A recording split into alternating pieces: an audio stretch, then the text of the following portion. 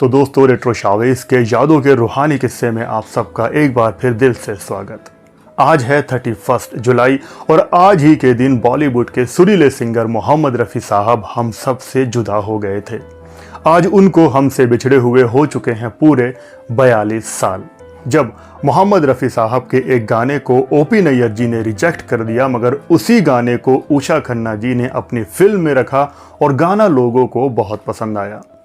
ये किस्सा है 1966 के आसपास का, जब बॉलीवुड के बहुत ही फेमस लिरिसिस्ट योगेश जी ने एक बहुत शानदार गाना लिखा था। उनके पास ये गाना लिखा हुआ रखा था और वो चाहते थे कि इस गाने को किसी फिल्म में इस्तेमाल किया जाए। तब उनकी दोस्ती थी मशहूर लिरिसिस्ट अनजान साहब से और एक दिन योगेश जी अनजान साहब के साथ गए ओपी नैयर जी से मिलने के लिए, लेकिन वहाँ पर अनजान साहब की मुलाकात तो ओपी नैयर साहब से हो गई, लेकिन योगेश जी ओपी नैयर जी से नहीं मिल पाए और वो इस बात से काफ़ी नाराज़ भी हुए, दुखी भी हुए। तब योगेश जी सीधा पहुँच गए आशा भोसले जी के पास और उनको अपने इस गाने के बारे में बताया। गाने के बोल थे, 100 बार बनाकर मालिक ने 100 बार मिटाया होगा। 100 बार बनाकर मालिक ने 100 बार मिटाया होगा।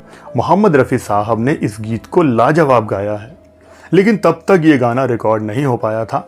आशा भोसले जी को ये गाना बहुत पसंद आया और तब आशा भोसले जी योगेश जी को लेकर सीधा पहुंच गई ओपी नैयर जी के घर।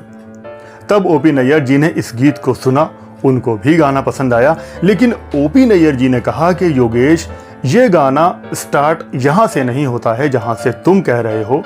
इस गाने की शुरुआत ऐसे होनी चाहिए कि जुल्फ़े काली करने को बदली को जलाया होगा। उसके बाद ये लाइन आएगी कि 100 बार बनाकर मालिक ने 100 बार मिटाया होगा।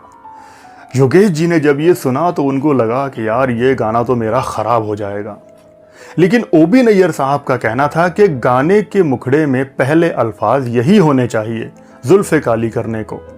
तब योगेश जी ने कहा कि ठीक है साहब, मैं घर जाता हूँ, घर जाके दोबारा इस गाने पे कुछ काम करूँगा और फिर आपको कल मिलता हूँ कुछ इस गाने में चेंजेस करके। लेकिन उसके बाद योगेश जी ओपी नैयर जी के पास नहीं गए, वो इस गाने को ऐसे ही रखना चाहते थे। और उन्हीं दिनों में उषा खन्ना जी बहुत सारी फिल्मों में म्यूज़िक दे रही थी। तब योगेश जी मिले उषा खन्ना जी से और उनको इस गीत के बारे में बताया और गीत सुनाया। उषा खन्ना जी ने कहा कि ठीक है, गाना बहुत अच्छा है, मेरी एक आने वाली फिल्म है, नाम है एक रात, उसमें इस गाने को इस्तेमाल करेंगे और इस गीत को मोहम्मद रफ़ी साहब से गवाएंगे। योगेश जी बोले ठीक है जी, बहुत बढ़िया। तब उषा खन्ना जी ने मोहम्मद रफ़ी साहब को फ़ोन किया और उनसे अगले दिन की डेट ले ली गाना रिकॉर्ड करने के लिए।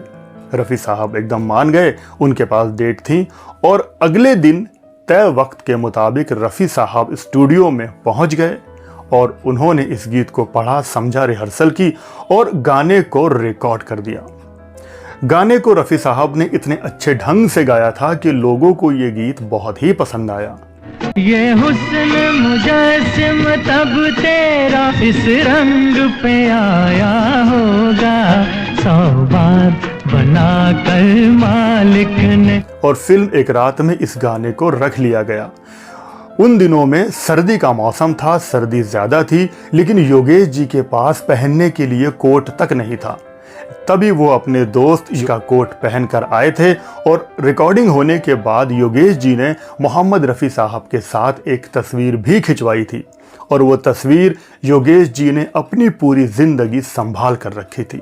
दुख की बात यह है कि वो तस्वीर मुझे अभी तक नहीं मिल पाई है। अगर मुझे मिलती तो मैं आप सबसे ज़रूर शेयर करता, क्योंकि योगेश जी मीडिया से बहुत दूर रहा करते थे। उनकी बहुत कम तस्वीरें हैं, बहुत कम प्लेटफॉर्म पर। इस किस्से को योगेश जी भी अपने एक पुराने इंटरव्यू में शेयर भी कर चुके हैं।